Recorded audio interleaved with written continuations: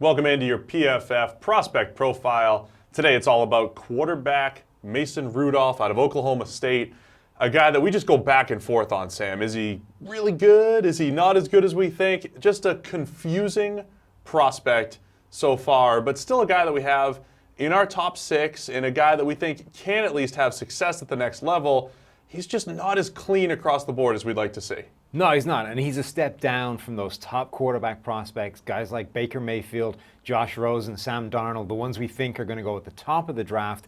But Mason Rudolph could still sneak into the first because somebody is going to find reasons to believe that he can be a franchise quarterback going forward. And there are reasons there. There are things to like on his tape. It's just there's things not to like as well. He's a very confusing and polarizing prospect, I think. So look, the PFF grading overall has been solid. We're talking about a guy who's ranked second, and third in the nation when it comes to grading, or in the draft class these last few years. High 80s, low 90s grades, all in the PFF draft guide. So the grade's been good, but the grade takes into consideration its decision making. Did you move the chains beyond the sticks? But then so he was good there. In those areas he was good. Big 12 defenses may have helped a little bit. And then the areas he wasn't as good, when we went and did our advanced quarterback charting, accuracy, ball location, did he put it on the front number? Did he leave it too far behind? I thought he was going to be much better in this area, and he was one of the worst that we charted in the draft class. This has been the story of the Mason Rudolph evaluation for us. I think every time we're ready to believe in him, there's some other number or some other metric that kind of pulls us back down. Yeah, and it's all facets as well. It swings and changes every time you look at something. We thought that Mason Rudolph would be one of the more accurate quarterbacks just based off anecdotal tape watching, but also based off that grade that does factor in a lot of that stuff. And then when we went back and we did this advanced charting stuff, I mean, I'm looking at his heat map here that you get as part of PFF Edge as our quarterback annual, as well as our draft guide.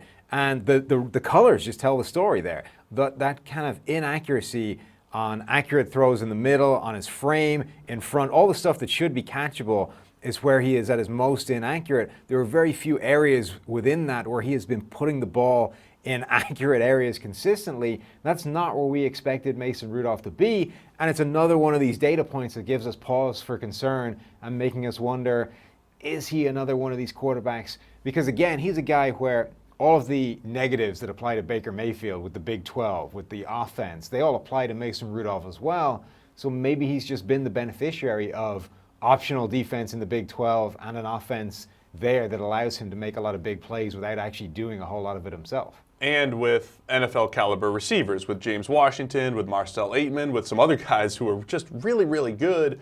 And we saw that a lot on tape at Oklahoma State because from a pure statistical standpoint, Mason Rudolph every single year, one of the national leaders in deep passing yards.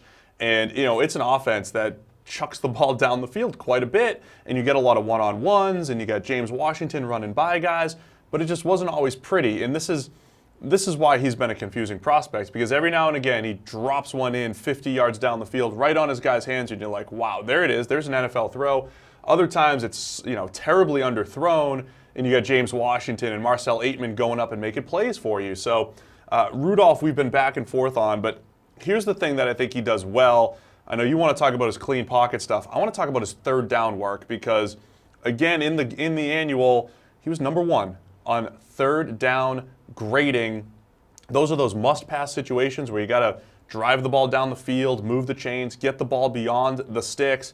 He was number 1 in this draft class. So he graded well in a few key areas, and number 2 under pressure as well, that was a surprise for me because he's not a guy that I don't think is as naturally instinctive making plays under duress as, say, your Sam Darnolds, your Baker Mayfields, or even Josh Allen at the top of the draft. Yeah, that one will be interesting to see if it can continue into the NFL. The one I think that's more intriguing is the play when he's not under pressure, the play from a clean pocket, because that is the more translatable skill.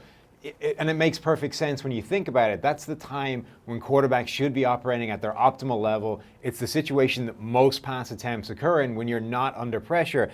And over his college career, Mason Rudolph has gotten better every single year, at least statistically, in terms of play from a clean pocket. And the past 2 seasons, he's been above 116 in NFL passer rating when kept clean in the pocket. That is the stuff that our data suggests is more translatable, more directly applicable to the NFL. So we're going to see if that translates. If Mason Rudolph's improvement from a clean pocket means that he'll actually be able to play at a high level in the NFL. Yeah, so that's certainly a translatable skill. Let's talk about his tradey type stuff a little bit.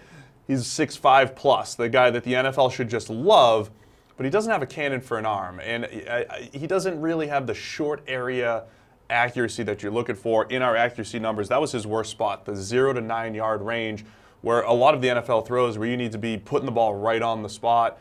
So his accuracy wasn't great there. Doesn't have the consistent zip throwing the ball. But the thing that I loved about him early in his career was his timing and accuracy outside the numbers, intermediate level. So he feels like the type of guy who does some of the more difficult downfield throwing a little bit better than some of the quote-unquote easy stuff, the underneath passes. So again, I think this just hurts his overall down-for-down consistency. And again, why we're just so back and forth on whether or not Mason Rudolph is this elite prospect or this, second-tier quarterback that could have a really nice career, but comes with some question marks. And that's the thing. He's got the arm strength to push the ball deep down the field. There are some plays on his highlight reel that look fantastic. 50-yard bombs into the receiver's hands. That stuff he's got the arm for.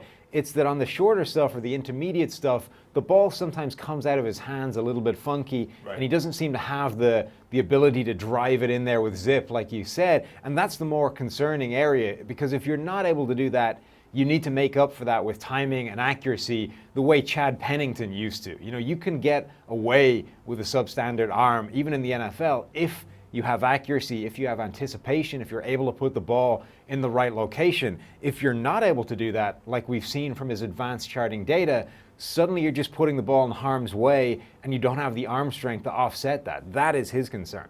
Yeah, so we've got some positives and some negatives for Mason Rudolph. I think the bottom line is, when you're looking for a quarterback, it doesn't hurt to take a few shots. And Rudolph is a guy who has enough positives that he's worth taking a shot on. And if he does hit, the reward absolutely is worth it. So that's Mason Rudolph. That is your PFF quarterback prospect, Mason Rudolph, out of Oklahoma State.